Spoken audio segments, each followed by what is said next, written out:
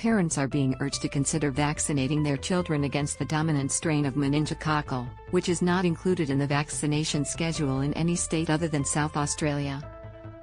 Late winter and early spring is peak season for meningococcal, a fast-acting and sometimes fatal disease which has been kept in check in recent years due to Australia's isolation in the pandemic.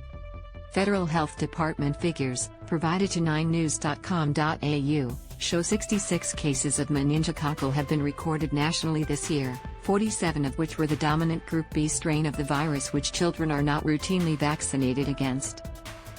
Read more. Up to 1,000 patients may have been harmed by Victoria's 000 delays last Friday, NSW Health issued a fresh public health alert for meningococcal.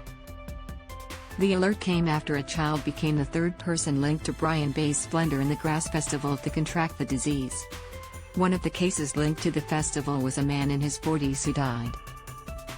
A spokesperson for NSW Health said it was not yet known which strain of meningococcal the people connected with Splendour in the Grass contracted. Meningococcal Group B is most commonly found in children, teenagers and young adults. Here is what you need to know about meningococcal and the vaccinations on offer. Are the number of meningococcal cases rising? Before the pandemic, from 2015 to 2019, Australia was averaging about 200 to 400 cases of meningococcal per year. The numbers then dropped sharply. There were just 67 cases reported for the whole of last year. Australia has already recorded almost the same number of meningococcal cases so far this year, at 66, showing cases are on the rise again. Read more. Morrison was secretly appointed to 5 portfolios. PM says the plunge in the numbers of people contracting meningococcal was undoubtedly a silver lining of the pandemic, infectious diseases expert and Sydney University professor, Robert Boy, said. The main reason meningococcal cases went down was because of the pandemic, Boy said. A study, co-authored by Boy and published in the Medical Journal of Australia in May this year, shed light on the relationship between influenza and meningococcal. The research showed influenza damages the lining of the throat, which in turn allows the meningococcus bacteria to invade, leading to the serious infection. Closing Australia's international borders led to a plunge in both influenza and meningococcal cases, Boy said. We call it the silver lining of the pandemic, but it's gone now. We've opened up the borders, Boy said. What strains do vaccinations cover? There are 5 strains which can cause meningococcal disease: A, B, C, W and Y. Children are routinely vaccinated for types A, C, W and Y across Australia at 12 months of age. The vaccine is free and provided through the National Immunisation Program. Teens are also vaccinated for the same strains through a school-based program when they are 14 to 16 years old.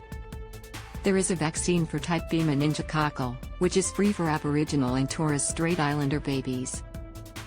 However, South Australia is the only state and territory which has included the type B vaccine in the schedule for all children, with the state government adding it to the program in 2019. People in other states or territories can opt to get the type B vaccine, for themselves or their children, at their own cost. However, the vaccine is expensive. For children, the vaccine is delivered in 3 doses, costing roughly $110 per injection. Should you get your child vaccinated?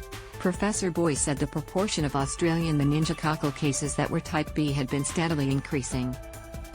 In recent years, meningococcal B has accounted for about a half of the cases, and it's now 2/3, he said. Although the number of cases in Australia was still quite low, the effects of the disease for those who survived were often extremely severe, he said. It can be devastating, people can lose their limbs, they can have terrible scarring, he said. Boy said for parents who could afford to do so, getting the extra vaccination for their children was a worthwhile consideration. I would certainly counsel parents to strongly consider vaccinating their children, he said. Should the type B vaccine be funded for all children? In 2019, federal government appointed experts on the Pharmaceutical Benefits Advisory Committee considered whether the Group B vaccine should be added to the National Immunisation Program for all Australian babies. The committee found the cost was not justified given the number of cases at the time. Instead, the committee recommended the vaccine be funded for Aboriginal and Torres Strait Islander children only. Boy said there would be a need for the government to revisit the issue if the number of cases continued to climb higher. Health authorities will be thinking carefully about whether a wider use of meningococcal B vaccine could be done. Parents generally tend to be convinced by what is on the routine schedule. That's why the government will need to look at it again, if numbers increase. What are the symptoms of meningococcal?